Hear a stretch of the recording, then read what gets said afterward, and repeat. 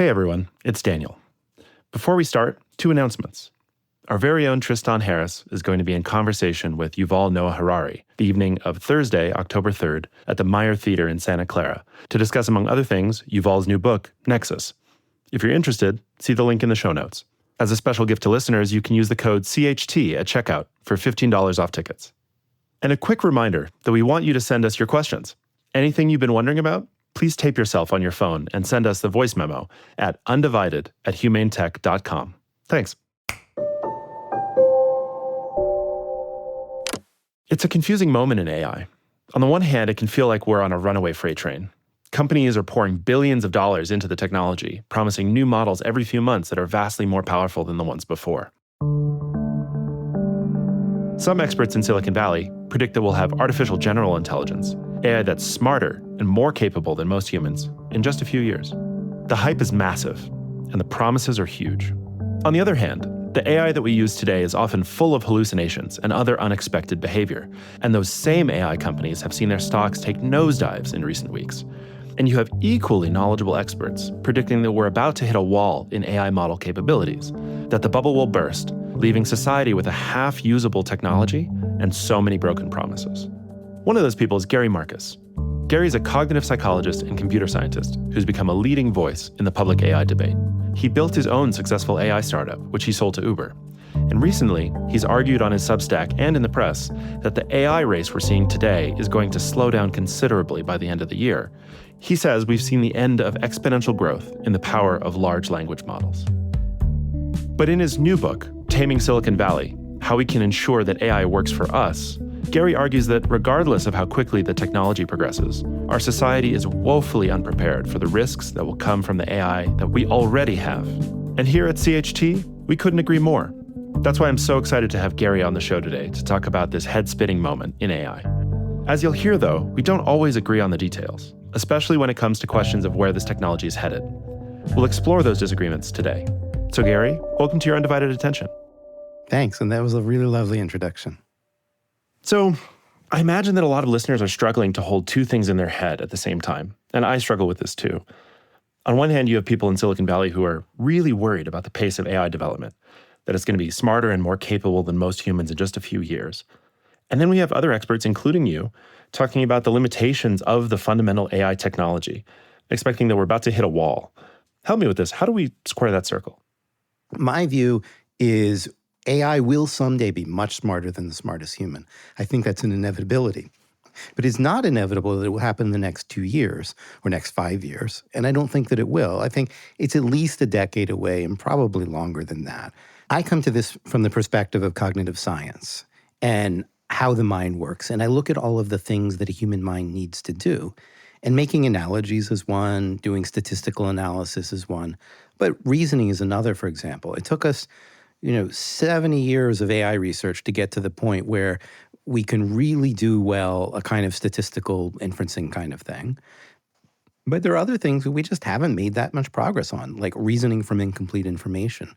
And there are ways in which current systems are just really, really bad. One of them is sticking to facts. And you can't be smarter than the smartest human and fail on basic facts. We still don't understand abstract knowledge, reasoning, and things like that. We still don't know how to put those into our AI systems. And we will need fundamental innovation. Some people look at a curve and they think it will follow indefinitely. And jaded people who've been around for a while realize curves don't always go that way. So Moore's law went for a while, but it's not a law of the universe. And eventually it ran out.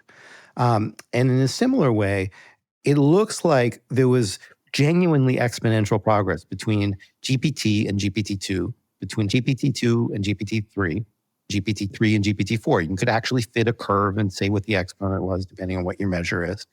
But that hasn't continued. And some people just sort of want it to continue, and other people say, yeah, but it's been 2 years since GPT-4. We haven't really seen something that fits with that. And so that looks more like an asymptote, where things are starting to be at a point of diminishing returns rather than continuing exponential. And the third thing is, my view is the executives all want to project very fast progress. And some of the people in some part of the AI ethics world also want to project it. But that if you look at it from a cognitive science perspective, that's just not happening. let's talk a little bit about where you sit in this AI debate. I think it's sort of fair to say that you're skeptical of a lot of the claims coming out of the big AI companies and their models. And you've sometimes been called AI's loudest critic. But in your book and in your background and when we talk, I see a more nuanced picture. I mean, in your book you say, quote, I work on AI every day and I quarrel with those who wish to take risky shortcuts, not because I want to end AI, but because I want it to live up to its potential. What's your reaction to being called an AI critic? And why do you think you get that label? That's a complicated question about information warfare. The quote that you just read is something I've also said on Twitter, but people ignore it when I say it on Twitter. So, and probably the reputation as loudest critic primarily comes from Twitter or X. I have repeatedly said there that I actually love AI. I have sometimes pointed to pieces of AI that I think are really great. But I don't like generative AI. I genuinely don't like generative AI. And for the last 5 years, that's almost all that anybody has wanted to talk about. And it's very hard in a place like Twitter to make a nuanced argument. I have certainly tried and said, my target here is generative AI, not all AI. One example of this that just baffles me almost is that the accelerationists all hate me. They all hate me. And they don't understand I'm actually trying to accelerate AI, but I just have a different view. Their view is the way that you accelerate AI is to have no regulation on it and to scale things as fast as possible. My view is that that would be a catastrophe for AI and for society. So if we scale the stuff we have right now, it just makes it more and more dangerous as a weapon of misinformation and cybercrime and so forth. Doesn't solve the truthfulness problems, is a disaster waiting to happen. And if we have no regulation, then the disaster really will happen, and then there'll be an enormous public backlash against AI. And so, if you want AI to succeed, you have to realize that there has to be a regulatory environment for it, and it has to be done right. I mean, imagine what would have happened if we had stuck to dirigibles after the Hindenburg crash, because there had been a bunch of dirigible accelerationists shouting down the other people who'd be more like me, saying, maybe we should try a different approach, maybe we should have some regulation, maybe we shouldn't build them this big unless we know how to put out the fires. And they'd be like, you bastards, why are you slowing us down? And in fact, that would never have worked, right? And eventually the public would have lost heart. In fact, they did lose heart after the Hindenburg. And so we're going to wind up, I think, most likely, in fact, with something similar, which is going to lead to a pause on AI because the public gets really sick and tired of seeing what they're seeing, and because the industry itself is not taking, I think, appropriate responsibility. There is a different scenario, I think a more utopian scenario, where we look at both the moral and technical failings of current AI, of generative AI, and we build something better by improving the technical stuff, which I think requires a different approach than we're taking right now, and by having some kind of regulatory framework. Look at airplanes. The reason commercial airlines are so safe is because we have multiple layers of regulation. It's very well thought through and so forth. And we're going to need something similar for AI. And if we get to that, then I think there's a chance we will get to the utopia where AI helps with science, medicine, agriculture, and all of those kinds of things that we have long talked about. But we have to get it right. You could make an analogy, by the way, to driverless cars. If you just said tomorrow, hey, Tesla, just put this stuff on the road, let anybody use it, take humans out of the loop, there would be an enormous number of accidents, and there would be congressional investigations, and the whole thing would be shut down. But generative AI has been a little different. It's just been thrown out there to the entire world, and it is, in fact, causing problems. There is, in fact, a developing backlash. The patience that we've seen in the driverless car industry has not been there.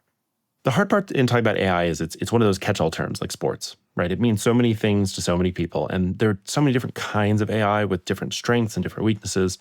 Of course, the one that's getting all the attention now is generative AI, like ChatGPT and Gemini and Claude.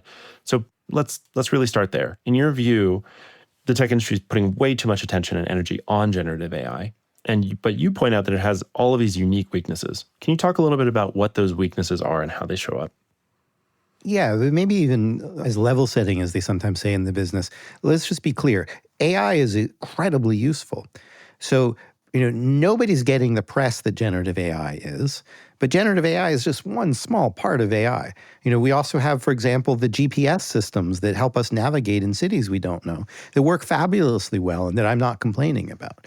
It's generative AI in particular that I think is quite flawed. I'll give you some examples of why and so forth, but has also somehow gotten all of the money and all of the attention.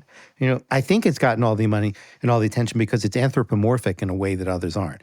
So people don't really fall in love with their GPS nav systems. There was a little period a few years ago where you could use a voice and, people kind of like that, but they don't really fall in love with the system. They really have, many people, not all, have fallen in love with generative AI. They relate to it as a person. And from a technical perspective, it just isn't reliable.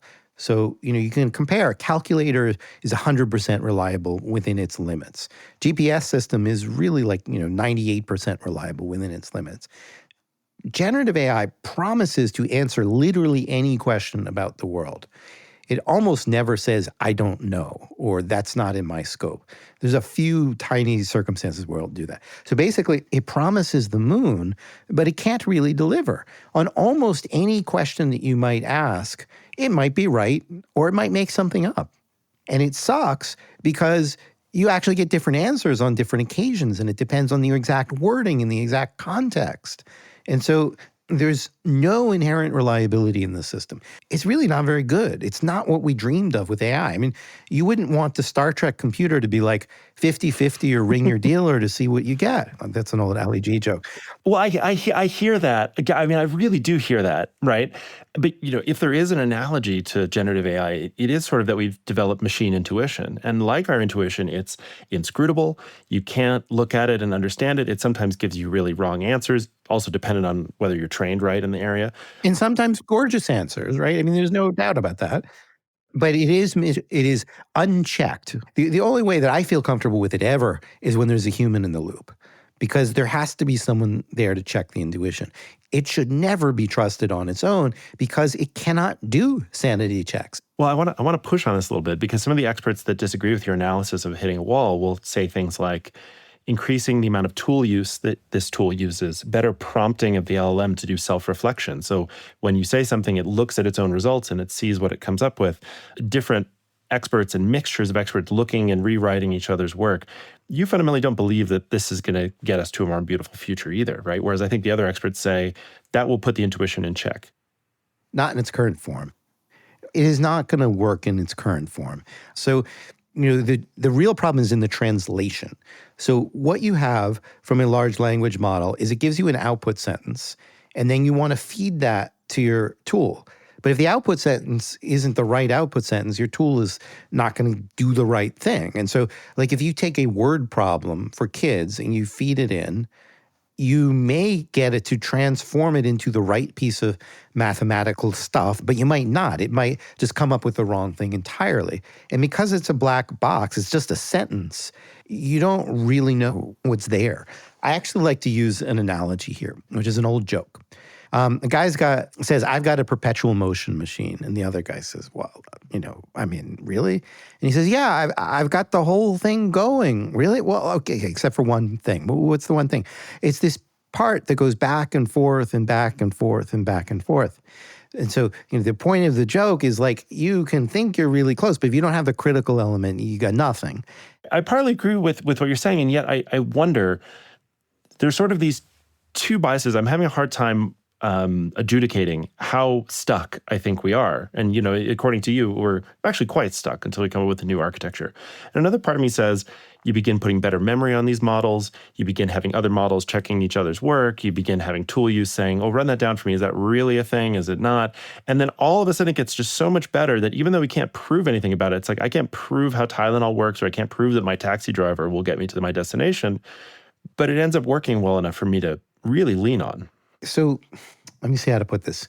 At some level, I agree with what you just said, and you agree with part of whatever. We won't get into all the levels of meta-agreement. But what I'm saying is to do all of those things where you say, well, I will just add an external memory, for example. Let's focus on that one. It turns out that each of these problems is actually a serious research problem that people have worked on for decades on and not made much progress. And so I think it can be done, but it is deeply non-trivial to do it. There are, many bodies, along the path. You have a lot of problems like this where people are like, well, you just need an X, you just need a Y, you just need a Z. And those of us who've been in the field for a long time know that those X, Ys, and Zs are A, really hard, and B, they're really hard to integrate with massive, uninterpretable black boxes. And so somebody is going to find a way through this forest, but it's not like we're, 2 minutes from the light and the water, and like, it's just not like that. Okay, and maybe just to pull us back out, like maybe whatever technical disagreements we might have about how to get there, and I could talk to you about that for hours, but the disagreements may not matter, right? Because I think we agree that there are these real and these present harms coming from this tech now. So let's slow all this down. So can you say more about those specific dangers that generative AI has on society right now? And regardless of how fast this goes, why should we be concerned about the AI that we have right now? So I actually have a chart in the book of a dozen risks that are immediate. There's also discussion about less immediate risks, and we should certainly talk about them. But immediate risks include things like disinformation for political purposes. That's clearly already a serious problem. This year in the US elections, it's a problem in the German elections and so forth. There's also similar problems around stock markets and stuff. And, I warned about that when I spoke to the Senate a year and a half ago. And I was like, should I mention this one? I don't think it's actually happened yet. A week later, we saw the first evidence of that in the US. And now we've seen a bunch of evidence in the Indian stock markets. And here you're talking about like pump and dump disinformation within the stock market. So the first one was the picture of the Pentagon being on fire, which drove down the market. And I don't know that was deliberate as a test pilot of all of this, but it may have been. And certainly people took note. And then, yes, there've been some pump and dump stuff in India. Just a quick note about what we're talking about here. Anonymous bad actors have been using AI deepfakes to manipulate stock markets, like a recent audio deepfake of the CEO of India's national stock exchange telling people which stocks to buy, and a fake photo that circulated recently of an explosion near the Pentagon, which affected the US stock market. This kind of thing is super dangerous, not just because it destabilizes stock markets, but because it funnels money to the people who are using these tools for personal gain. That's right. It's not hard to imagine, in fact, people taking AI agents and trying to, hack the infrastructure in order to cause harm, in order to make money. I will be surprised, in fact, if that doesn't happen in the next 5 years.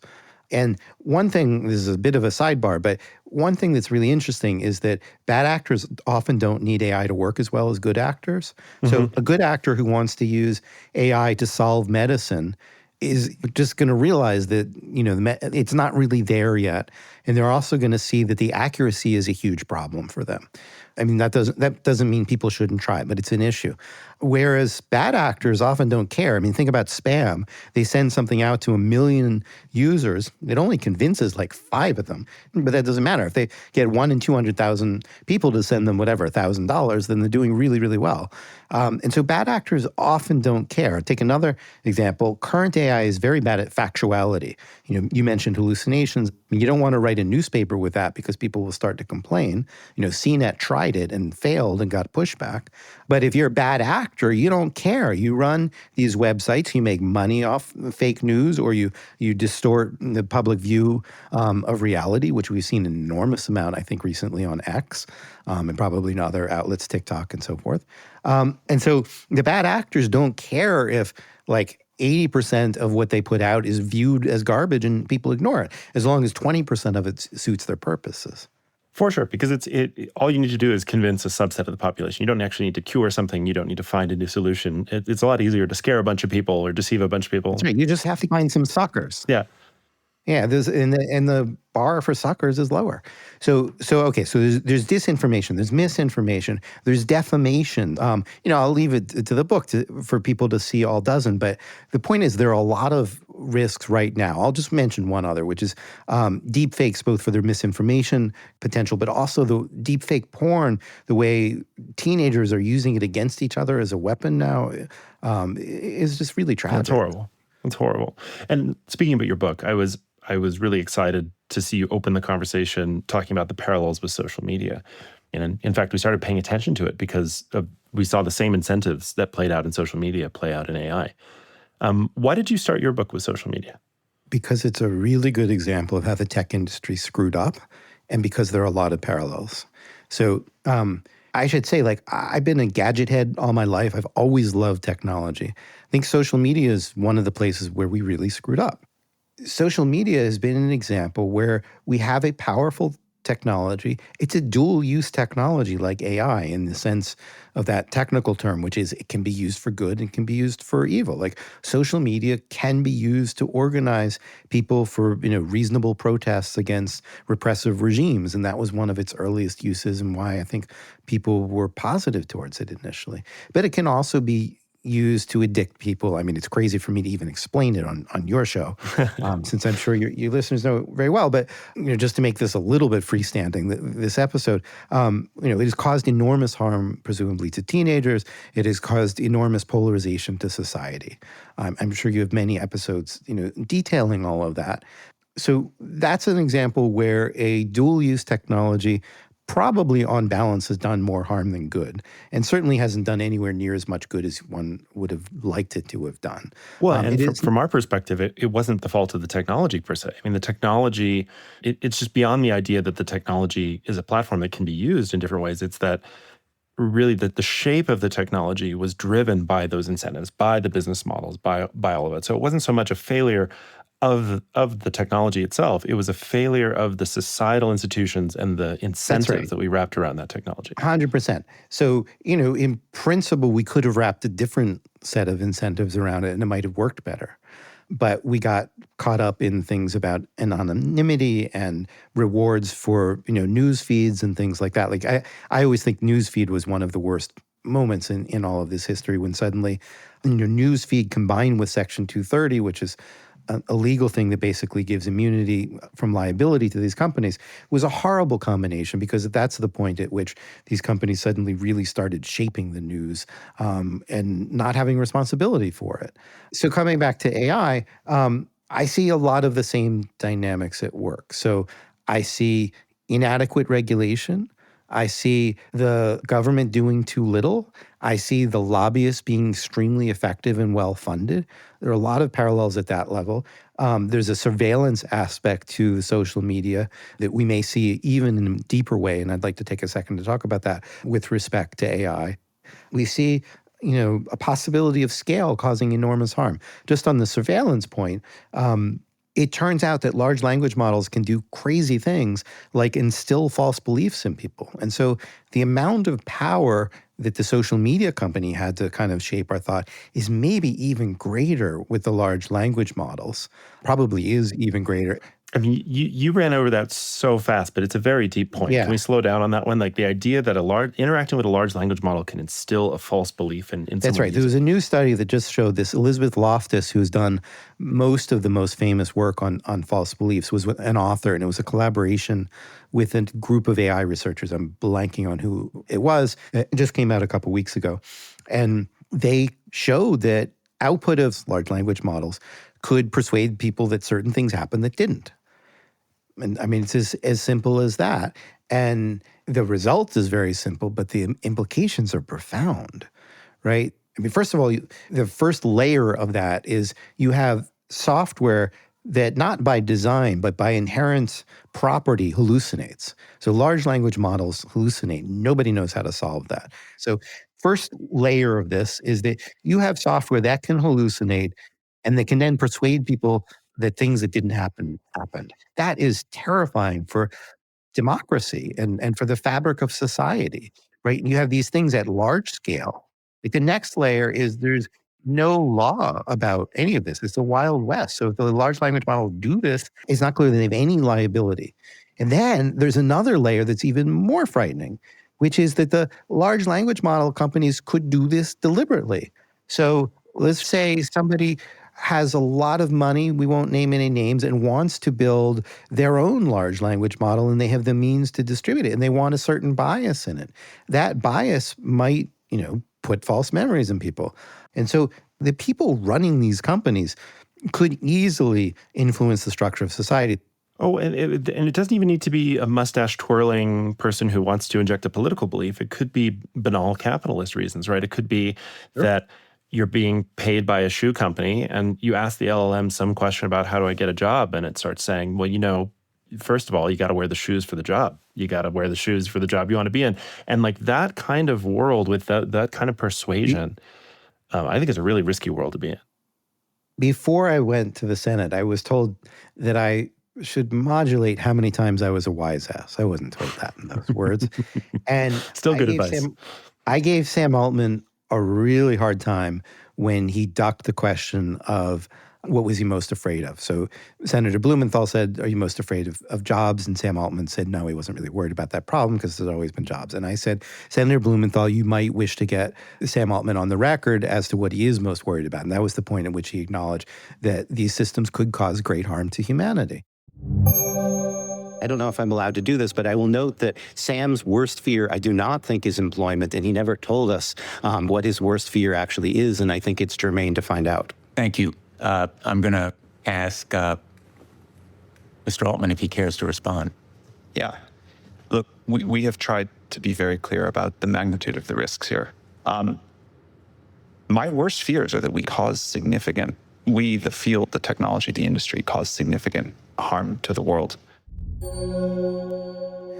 So then there was a later thing where I passed on my wise ass moment, but since I had used it up. But what I wanted to say is, you probably know the famous line when Zuckerberg was asked about his business model, and he said, Senator, we sell ads. And so Sam was asked, do we sell ads? And he said, well, we don't right now. I forget exactly his word, but I wanted to say what he's saying is, Senator, we don't sell ads yet. And in fact, there's a much more pernicious, maybe is the word, more subtle thing, which is not just selling ads, but tilting the scale as you just answer queries, which is kind of what you're talking about, right? You know, it doesn't have to be because you're working for the Russian government. It could be just like the temptation to do product placement in large language models is huge. I think people are already playing around with that. I don't know if it's happening in the commercial domain, but I think there's been experimentation. So the temptation here is going to be enormous. Then you have the side note that all of these things are now essentially available open source, which means anybody can open up shop to do, you know, their version of push polling or we need a new word for it, like push prompting, or it's not quite the right word, but, you know, tilting the scale. We're going to see a lot of that, and it may be very effective and yet under the radar, so people don't know that it's happening to them. Yeah, I mean, I'm very scared by that future in terms of the lack of transparency, right? If you have lack of transparency, even on what's happening, on the way that it's being prompted, in how you're moving from a place where it's a query and a response to kind of a relationship, and then you're beginning to have that relationship manipulated for reasons you can't tell. And there's no transparency at any level. So there's no transparency, first of all, on what the systems are trained on. And there's no transparency on what might go into the, for example, reinforcement with human feedback stuff, which also can shift the scale. There's no transparency at any stage.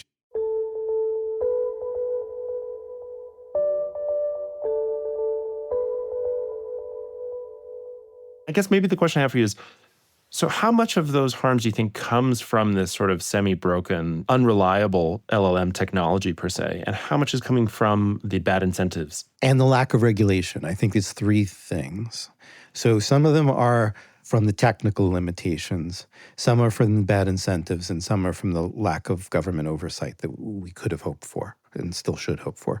So I'll give some examples of each. I'm not sure I can seems like a hard question. A good example where the failings of the technology kind of are the problem is disinformation, because the systems simply cannot handle truth. They don't know what's true, and so they cannot filter what they're saying at all. And that makes them highly vulnerable to misuse. Phishing attacks are another example like this. It's just very easy to craft them to do very deceitful things. And that's in the nature of the technology. A third thing like that is, you know, people have talked about the risk of AI killing us all and you know, what if the machines are misaligned with us and so forth. They certainly are misaligned with us. Even if they don't kill us all, they at least, it's just very hard to specify to a machine of the nature of the machines that we're talking about what it is you actually want them to align on. They don't understand, don't do evil to human beings or don't do harm to human beings and so forth. That is in the nature of the architecture that we have right now, that they can't be very well aligned. And that is a very serious, deep problem. You could imagine regulation that might incentivize people to wrap all three together to build architectures that didn't have those problems. But right now, we don't have the regulations, we don't have the incentives. And so people build stuff that is really very difficult to align. Well, in your book, you have a wonderful set of interventions about how do you mitigate these incentives that I think we agree are driving a whole suite of risks. Can you talk about those interventions you think are the most effective at mitigating these risks? I mean, this is like Sophie's Choice, except I have 11 children, right? Right? There are 11 different recommendations. And the first recommendation is don't expect one recommendation because, and it's kind of depressing. It's much easier to say, here's the one thing you should do or shouldn't do, especially in my position as a guest on a podcast. But the reality is that we are now messing around with a kind of general purpose AI. It doesn't work very well in all the regards that I've talked about, but it can be used in so many different ways that it does pose many different risks. And it's just not realistic to expect one silver bullet. Like, the closest would be stop building AI, but that's never going to happen. And I'm not sure it should happen because I do think there are, positive uses. So, the next thing would be keep it in a lab and don't deploy it. And I could understand an argument for that. It's also probably not going to happen.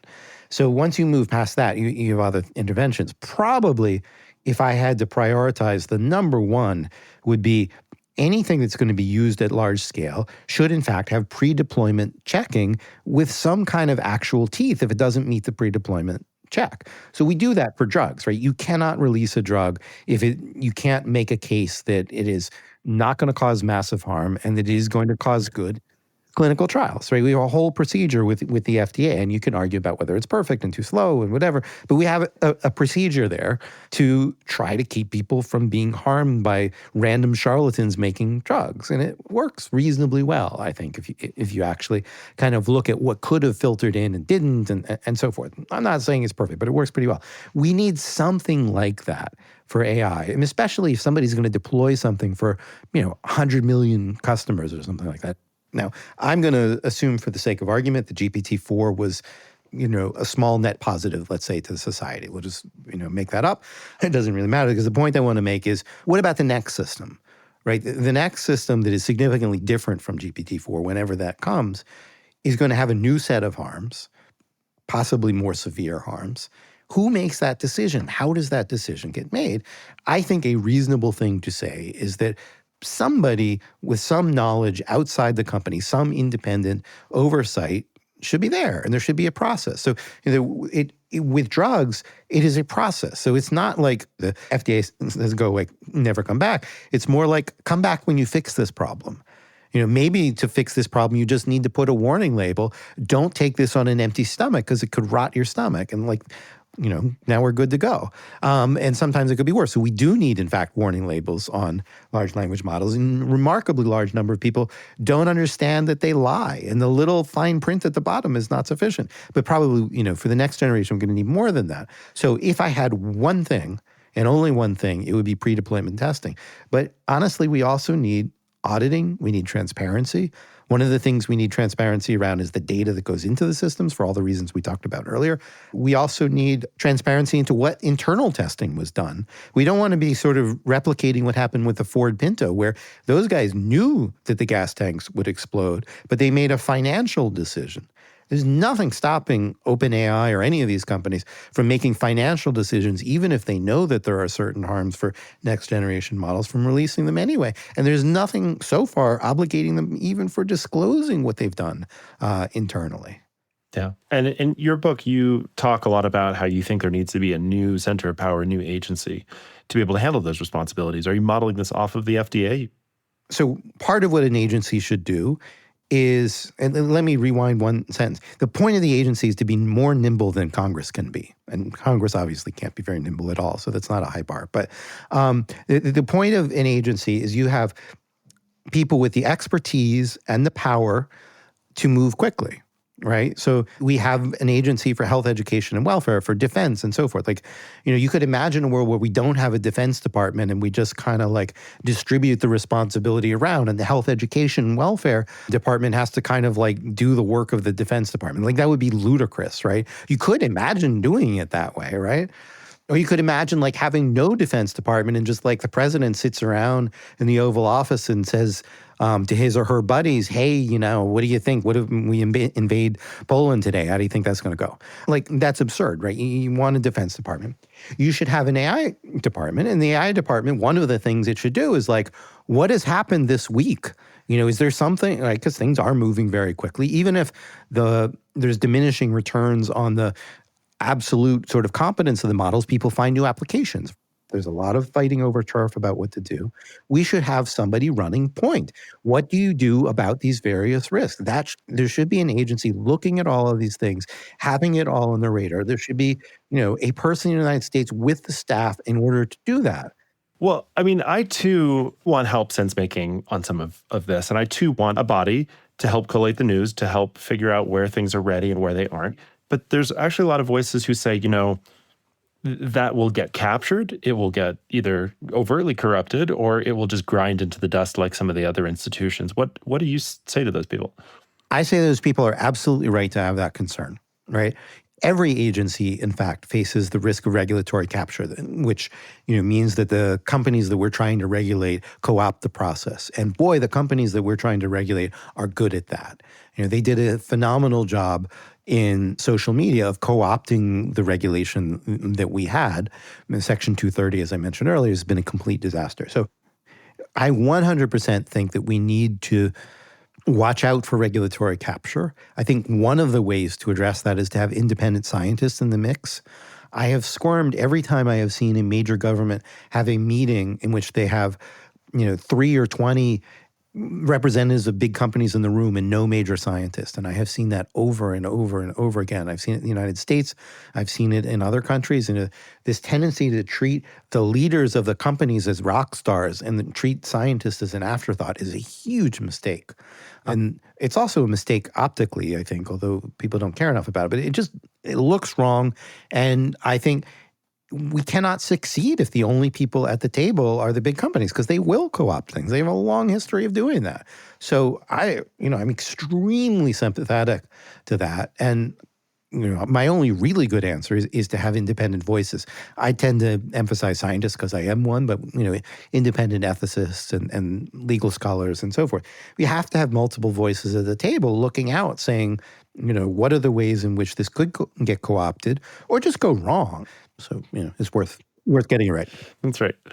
Gary, this is obviously a really deep topic that we could talk about forever, and we haven't even talked about international competition and a bunch of other things, but I would really encourage people to read your book where you lay a lot of this out. Speaking of which, you end your book with a call to action, and I really want to give you the chance to make that call to action straight to the listeners of this podcast. To everyone listening right now, whether you're a policymaker or a computer scientist or someone completely outside of this world, what do you think we all need to do to make this go better? We need to speak up. We can't leave it just to the companies to self-regulate, which is what they want. And we can't leave it to the government, and especially in the United States with Citizens United and so forth. We're just not going to get the government on its own without people speaking up to take care of us. We need the citizens to speak up. And that can be in the form of direct action, indirect action. One direct action that, I don't know that everybody will do, but we should think about is actually boycotting certain products until they are ethical, until they're reliable and so forth. So I'll give an example. There are generative AI programs that make images. They're super fun to play with, but they are using the work of artists and they're not compensating the artists. It's like using coffee that's not fairly sourced. We could, as a society, say there are so many negative externalities of these products that if you use them, you're helping build a kind of new form of capitalism that is very exploitative. So we haven't talked much today about the environmental costs, for example, but they're large and they're getting larger because the industry's only idea about how to fix its problems, and everybody knows these problems of hallucinations and so forth, is to try to build even bigger models that are going to cause even more harm to the environment, take an even larger fraction of the energy of the world, probably drive prices up. We could say, as a society, enough. We're not saying never build AI, but why should we use your products now when you don't have an answer for who's going to pay the cost? You don't have an answer for how to make it reliable. And if we incentivize the companies by insisting that they make their products better and not release them until they are, we could actually force them to a position where the AI would be better. I honestly think we're at a kind of like knife's edge between a dystopia here and a utopia. The utopia is we could make AI that really helps with science, really helps the many and not just the few, or we could wind up with an AI that's basically just a gift of intellectual property to a small number of companies that cause all of these harms, discrimination, disinformation, and so forth. And which way we wind up depends on what do we do now. Do we do anything like a boycott? Do we at least insist that as part of the election that people tell us their position on it? I mean, the thing that flabbergasts me is like every day people talk about immigration and economy and so forth, and nobody is talking about AI. There's been no discussion so far on policy and AI. I hope that this is outdated by the time that it comes to air, but I don't know that it will be. The very least that people could do is to call their senators, their congresspeople, and say, what are you doing about AI and all of these risks? And the American public is, in fact, worried about AI, but they're not loud enough about it. Well, Gary, thanks for laying all of this out. And thank you so much for coming on Your Undivided Attention. Well, you had my undivided attention, and I think the connection between what you think about in this show and at CHT and what I'm talking about in AI is profound. Everything that you have been worried about applies in AI and possibly even worse. And so I really appreciate the chance to speak to your listeners. If you enjoyed this conversation and you want to learn more, you can find Gary's book, Taming Silicon Valley, wherever books are sold. Your Undivided Attention is produced by the Center for Humane Technology, a nonprofit working to catalyze a humane future. Our senior producer is Julia Scott. Josh Lash is our researcher and producer. And our executive producer is Sasha Fegan. Mixing on this episode by Jeff Sudekin. Original music by Ryan and Hayes Holiday. And a special thanks to the whole Center for Humane Technology team for making this podcast possible. You can find show notes, transcripts, and much more at humanetech.com. And if you like the podcast, we'd be grateful if you could rate it on Apple Podcast, because it helps other people find the show. And if you made it all the way here, thank you for giving us your undivided attention.